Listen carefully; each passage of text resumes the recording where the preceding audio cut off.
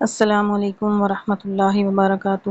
جی viewers کیسے ہیں؟ اللہ تعالیٰ آپ سب کو سلامت رکھے اور اللہ تعالیٰ ہم سب کو ایمان اور صحت کی بہترین حالت میں رکھے۔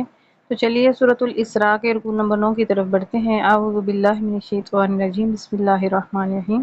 اقیم الصلاۃ، نماز قائم کریں، لدلوک الشمس، سورج کے ڈھلنے سے، الی تک، غسق اللیل، رات کی تاریکی، سورج کے ڈھلنے سے رات کی تاریکی تک نماز قائم کیجیے۔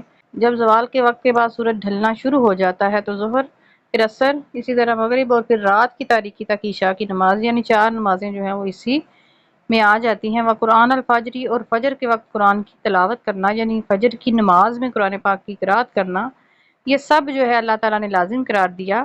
نبی پاک صلی اللہ علیہ وآلہ وسلم کی توسط سے، ان کی نسبت سے پوری امت کو یہ حکم ملا۔ انہا بے شک قرآن الفجر، فجر کے وقت قرآن پڑھنا، قرآن کی تلاوت کرنا اللہ تعالیٰ کو اتنا پسند ہے۔ کانا، ہوتی ہے، مشہودہ، حاضری، اس وقت حاضری ہوتی ہے۔ ایک تو حضوری کا وقت ہوتا ہے کہ اللہ کے حضور ایسے جیسے انسان صرف وہی ہے اور اللہ کی ذات ہے، یہ حضوری کا ایک وقت ہوتا ہے، اس وقت دعائیں بھی قبول ہوتی ہیں۔ اور دوسرا اس وقت فرشتوں کی حاضری ہوتی ہے۔ یہ احادیث اس کی تائید کرتی ہیں کہ قرآن جو فجر کے وقت پڑھا جاتا ہے، ہمارے باوجداد نے اسی لیے اپنی روزمرہ زندگی میں اس چیز کو، اس معمول کو قائم رکھا جو آج ہم چھوڑ چکے ہیں، اسی وجہ سے ذلیل اور خوار ہو گئی ہے امت مسلمہ، اور اس کی نسل تباہ و برباد ہو کر رہ گئی ہے کہ فجر کے وقت نہ اٹھتے ہیں، نہ فجر پڑھتے ہیں، نہ قرآن پڑھتے ہیں۔ تو فجر کے وقت قرآن پڑھنا اور سورج ڈھلنے سے لے کر رات کی تاریکی تک نماز قائم کرنا، یہ اللہ تعالیٰ نے لازم قرار دیا ہے، اس کا حکم ملا۔ اور پھر نبی پاک صلی اللہ علیہ وآلہ وسلم کو اضافہ کیا گیا تہجد کی نماز کا، اور فرمایا گیا وَمِنَ اللَّيْلِ، اور رات کے کچھ حصہ میں فَتَہَجَّدْ بِهِ، اس کے ساتھ تہجد بھی ادا کیا کریں، نافلۃ اللہ کا۔ یہ آپ کے لیے خاص اضافہ ہے، یہ خصوصی طور پر آپ کے لیے زیادہ کی گئی ہے، یعنی آپ پر تہجد بھی فرض تھی اور باقی امت پر تہجد فرض نہیں ہے۔ 5 نمازیں صرف فرض ہیں، باقی نفلی ہیں۔ تو یہ آپ پر اضافہ کیا گیا ہے، اس نماز کا فرض کی گئی ہے اس وجہ سے کہ یقیناً یبعثہ کا، کہ اللہ تعالیٰ آپ کو بلند فرمائے گا، آپ کے مقام کو، رب کا، آپ کا رب، مقام محمودہ، مقام محمود تک آپ کو بلندی عطا فرمائے گا۔ مقام محمود کیا ہے؟ احادیث میں آتا ہے کہ یہ مقام شفاعت عظمیٰ کا مقام ہے، کہ جب نبی پاک صلی اللہ علیہ وآلہ وسلم سب کی شفاعت کریں گے، سفارش کریں گے، اور جملہ اولین و آخرین، تمام انبیاء، تمام امتیں آپ کی طرف ہی رجوع کریں گے اور آپ کی حمد بیان کر رہے ہوں گے۔ اور اس کے بعد اللہ تعالیٰ نے آپ کو دعا سکھائی اور پوری امت کو یہی دعا کرنے کا طریقہ سکھایا گیا۔ فقول، اور آپ فرما دیجئے، ربی، اے میرے رب، ادخلنی، مجھے داخل فرما، مدخل صدق، سچائی کے ساتھ داخل ہونا، واخرجنی، اور مجھے نکال، مخرج صدق، سچائی کے ساتھ خارج ہونا، نکلنا، اجعل لی من لدنک، یعنی میرے لیے بنا اپنی طرف سے، خاص سبحان النصیرہ، خاص مدد، خاص غلبہ اور خاص طاقت۔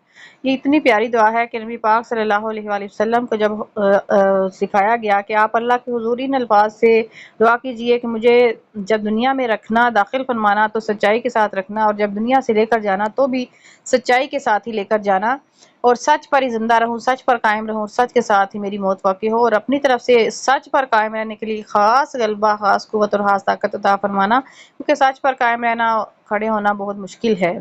وقول، اور آپ فرما دیجئے، جاء الحق، حق آ گیا، وزہق الباطل، اور باطل مٹ گیا، ان الباطل کان زہوقا، اور بے شک باطل مٹ کر ہی رہنا ہوتا ہے۔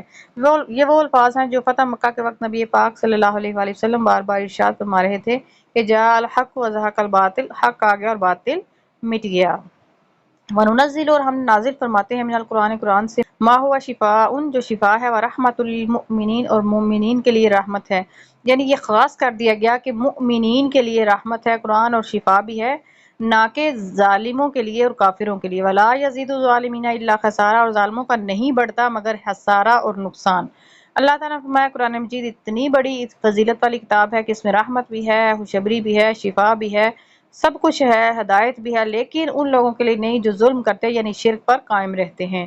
وَإِذَا، اور جب انعمنا، ہم انعام دیتے ہیں، نعمت سے نوازتے ہیں، علی الانسان، انسان پر، آرادا، وہ گریز کرنے لگتا ہے، یعنی شکر ادا نہیں کرتا، اور ادھر ادھر وقت گزار کر ضائع کر دیتا ہے۔ انسان اللہ کے شکر میں وقت نہیں گزارتا، نہ ہی زبان سے نہ ہی عمل سے اللہ کا شکر بجا نہیں لاتا، ورنہ بھی جانبی، اور پہلو تہی کرتا ہے، کبھی ادھر رخ کر دیا، کبھی کسی دوسری محفل میں چلے گئے، کبھی کسی مجلس کو اپنا لیا، تو یہ پہلو تہی کرتا رہتا ہے اللہ کے ذکر سے۔ وائدہ، اور جب مسہ الشر، اس کو پہنچتی ہے تکلیف، کانا یئوسا، تو بہت جلد مایوس بھی ہو جاتا ہے۔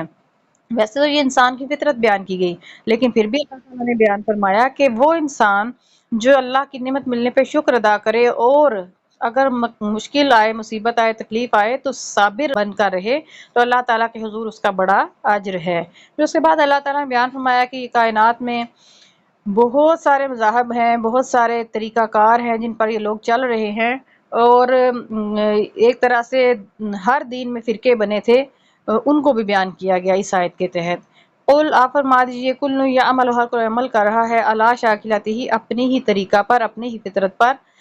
فربکم، پس تمہارا رب عالم، زیادہ بہتر جانتا ہے، بمن ہوا، کون اہدا، ہدایت والی، سبیلا، رستے پر ہے، کون زیادہ سیدھی رستے پر ہے، یہ اللہ ہی بہتر جانتا ہے۔ اور اللہ تعالیٰ نے فرمایا کہ سیدھا راستہ وہی ہے جو انبیاء کا ہے، سیدھا راستہ وہی ہے جو اولیاء کا ہے، جو لوگ ان کی پیروی میں آ گئے، جنہوں نے ان کی اتباع کی، انبیاء کی، اولیاء کی، وہ سیدھے راستے پر ہیں۔ اللہ تعالیٰ ہم سب کو سیدھے راستے کی ہدایت عطا فرمائے۔ یہاں پھر رکوع نمبر 9 مکمل ہوا، انشاءاللہ رکوع نمبر 10 کے ساتھ ملاقات ہوگی۔ اپنا خیال رکھیے اور اپنے اس چینل کا بھی۔ والسلام علیکم ورحمۃ اللہ وبرکاتہ۔